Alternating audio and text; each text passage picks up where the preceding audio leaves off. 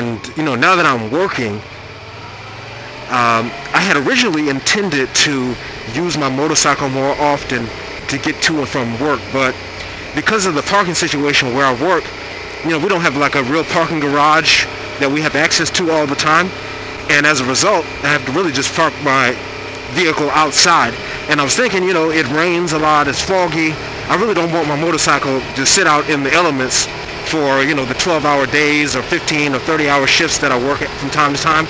And so what I did is I bought a scooter, and so I ride a motor scooter primarily to get to and from work, and I found that to be a very convenient way, because I'm not so concerned about the scooter getting dirty or me having to ride it day in and day out in bumper to bumper traffic. It's small enough to where I can still lane split, but it's got a good enough power so that I can get up and down the hills in San Francisco. For those of you that have ever lived here, then you know what I'm talking about. And man, it's excellent on fuel as well, because I end up saving probably more money than I would even if I was riding my motorcycle. And so I think overall it turned out to be great, because I spent only maybe $500-600 on the scooter, and I'm able to ride it every day.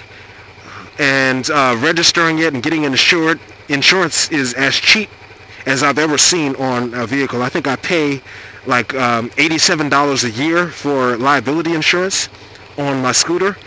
And so that's like nothing. I was like, wow, I couldn't believe that it was actually that easy. And because I already have a motorcycle endorsement on my driver's license, I really didn't have to do anything extra. I just had to find a scooter, purchase it, get it registered, and then get it insured. It was that simple. And now I'm able to ride that primarily.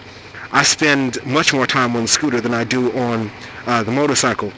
And the scooter, operating a scooter is quite a bit different, because on most scooters anyway, you don't have the gear shifts and you don't have the clutch. And as a result, most of what you're doing is with your right side. The scooter that I have is actually a 1987 Honda Elite 150. And so, it's kind of old, but it's still very reliable though, and it's Honda. Honda tends to be very reliable. It's got good power, and on this model of scooter, you actually have a foot brake. So actually your foot controls the rear brake, similar to what you would do on a motorcycle. And so I actually like that it was so similar in that regard. And it doesn't have a gear shift or a clutch, because you're not manually shifting gears like you do on a motorcycle. That's really the one difference. And then of course there is a significant power difference. Nevertheless, it's powerful enough for me to get up and down the hills of San Francisco. I can lane split on it. It's easy to park. It's lightweight, and it was relatively cheap. And so I've been pleased with it. And I had, before that, had never ridden a scooter before. And so I wasn't quite sure whether I'd be able to as easily as I did a motorcycle. But it's actually easier, and I think you probably understand why, because you're not having to shift gears and you're not having to think about so much. You don't have as much power, so you're not as likely to find yourself in dangerous situations where you're traveling too fast, although that can happen. But yeah, I am all for scooters now, especially like if you're trying to transition to a motorcycle and maybe you don't have the kind of money, or maybe you don't want to get the full motorcycle endorsement, the M1 license in California.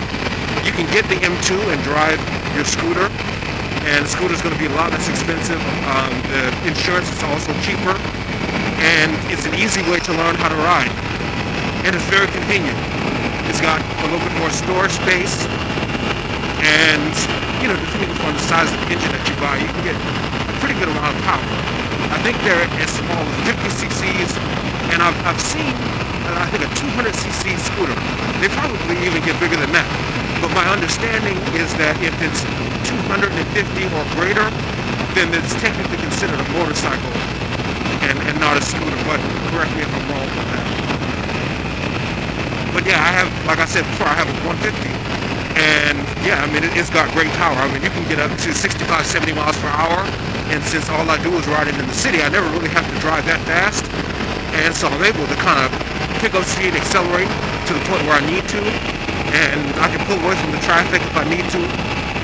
And yeah, I mean, it's pretty nice. It's pretty nice. I think that might be a very good option for those of you that are considering maybe a motorcycle in the future, but you want something that you can ride now and feel comfortable with, and get something that's affordable. I think you probably should really consider a scooter. I wish that I had considered it earlier. I'm glad I got into motorcycling when I did, but scooters are actually quite an efficient way to get around. So yeah, consider it.